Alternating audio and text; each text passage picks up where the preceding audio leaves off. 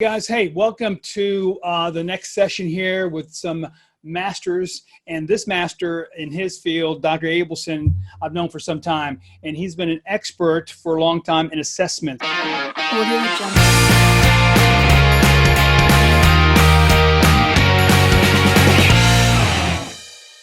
Dr. Abelson, tell them a little bit about your background so that they get to know a little bit about what you do every day.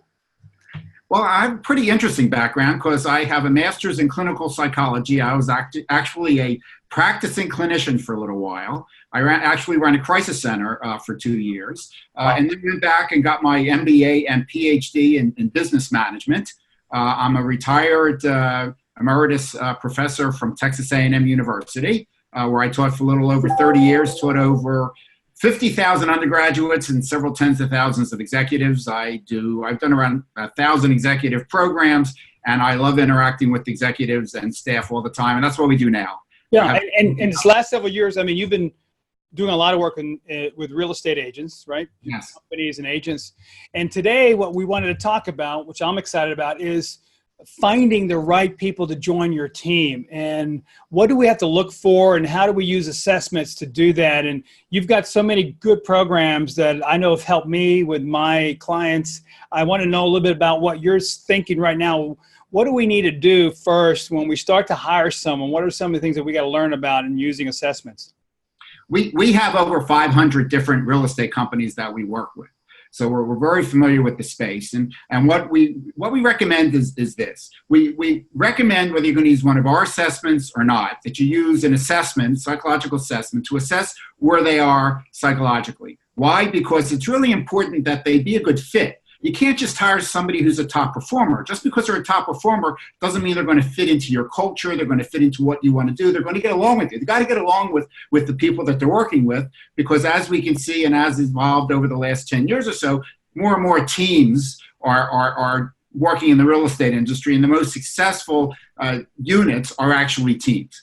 And then for that, you need to pick somebody who's got the right characteristics that you're looking for that.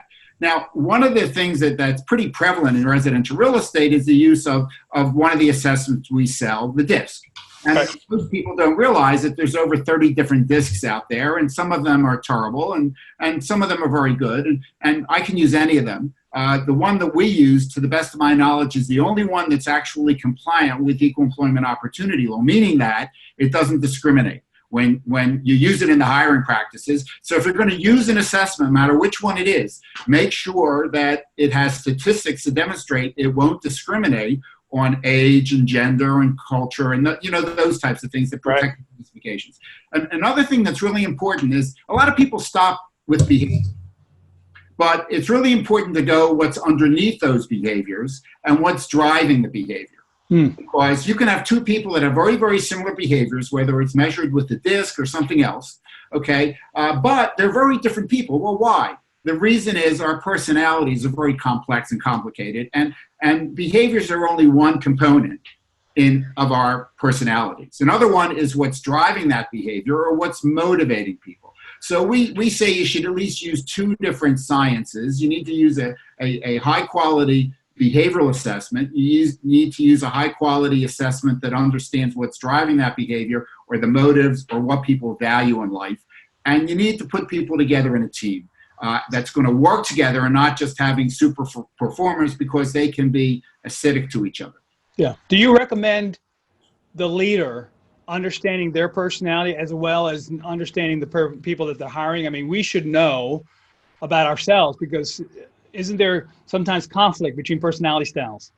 Absolutely. Absolutely. And if you're a leader, you need to take the leadership role. And how can you expect your staff or your team to do something that you're not willing to do yourself?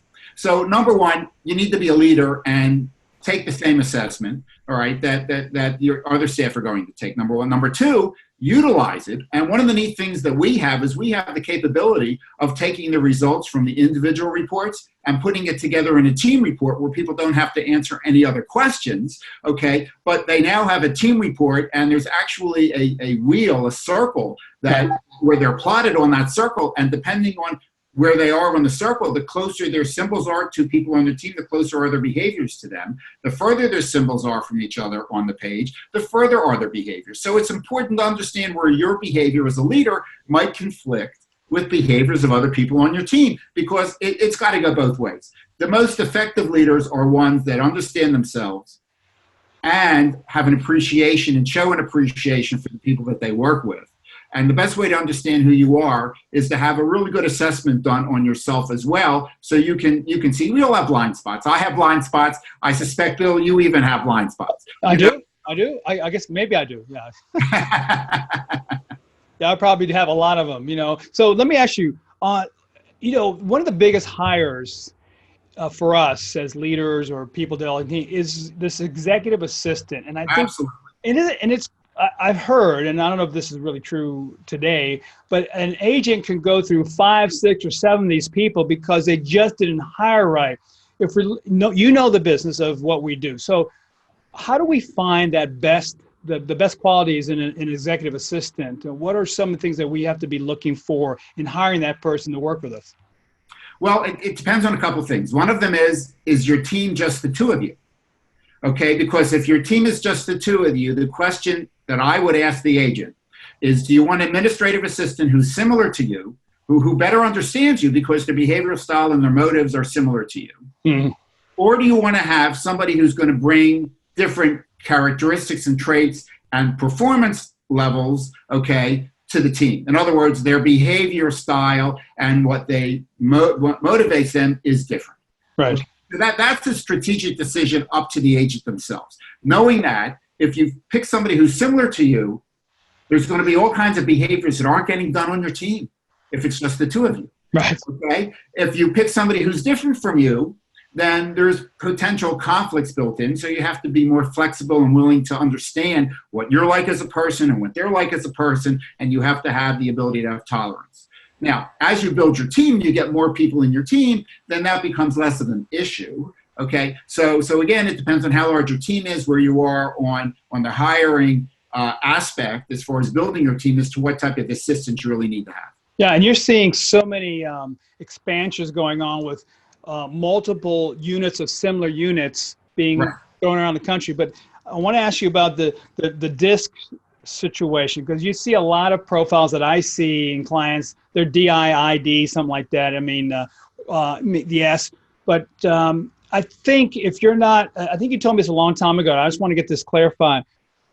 If someone needs an analytical person, because the salesperson in most cases are not organized or all over the place, is there a level of C or analytical that's too high for someone?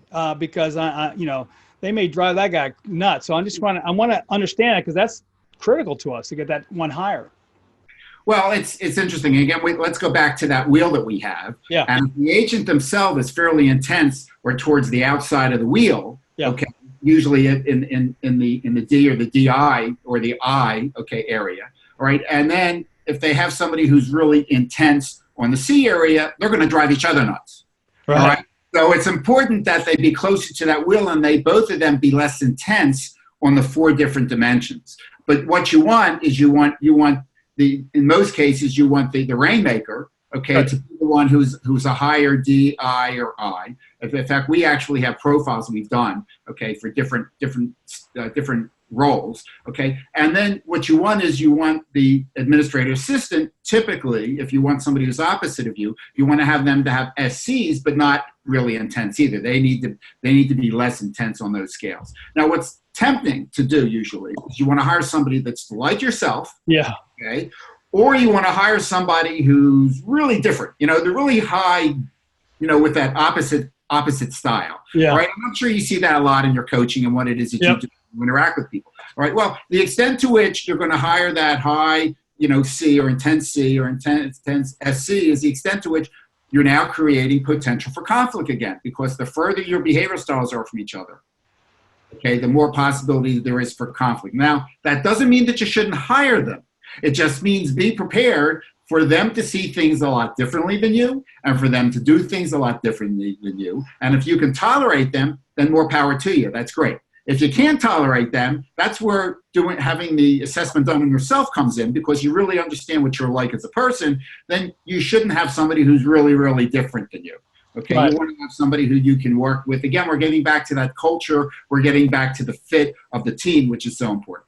So, it's interesting because it could be, even if they're like us, that could be a problem. And if they're too far off on the other side of the wheel, that could be, so you're really looking for this balance in that, because for those who, maybe explain to them, because there may be some people that are on that don't know what the DISC is and what that all means. Can you just kind of go over that just a little bit with us? Sure. Well, let me respond to your issue first, which is very important.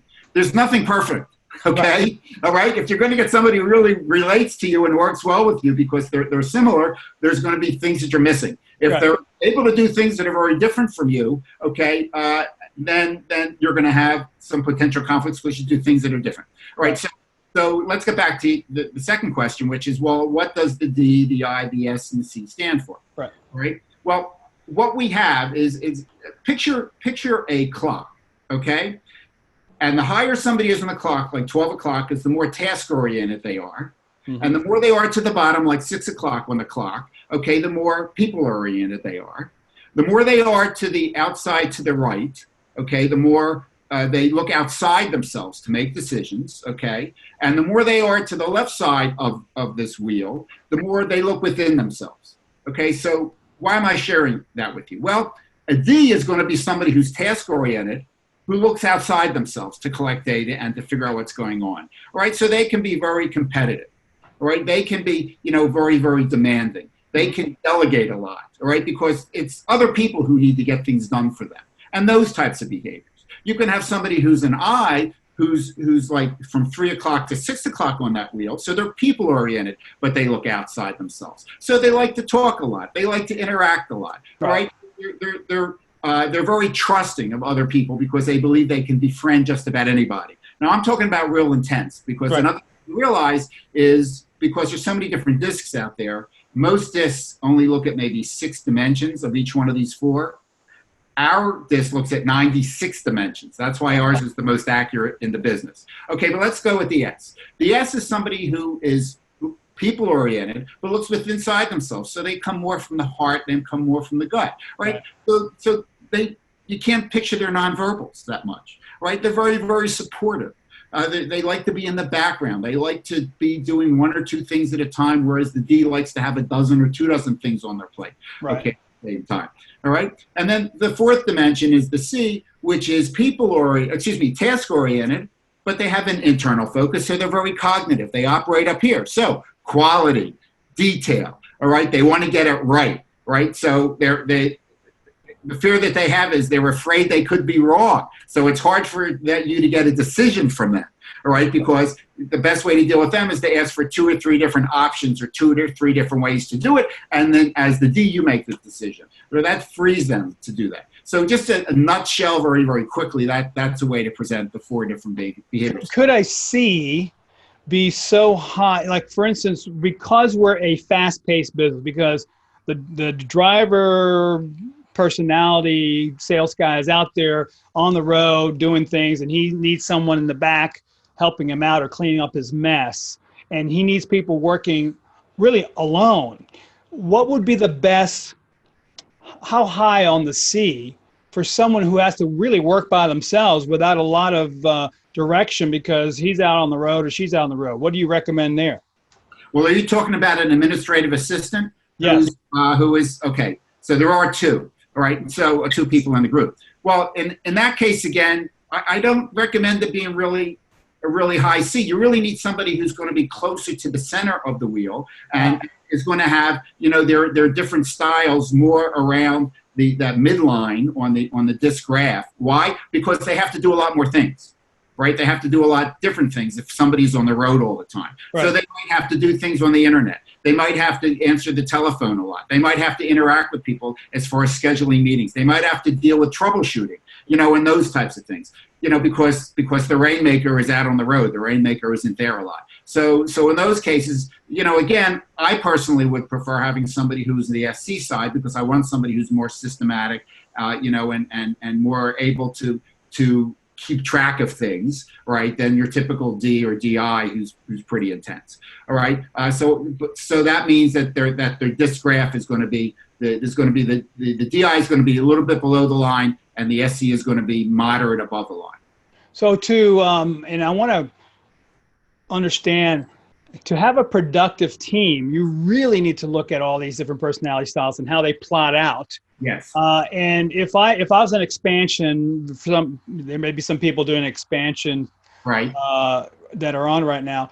I would say that if someone is doing expansion and they have one group of expansion people that are really knocking out of the park, right, what should they do to ensure that the next group that they hire, or do they use that as a sample? How do we make that happen for the next expansion?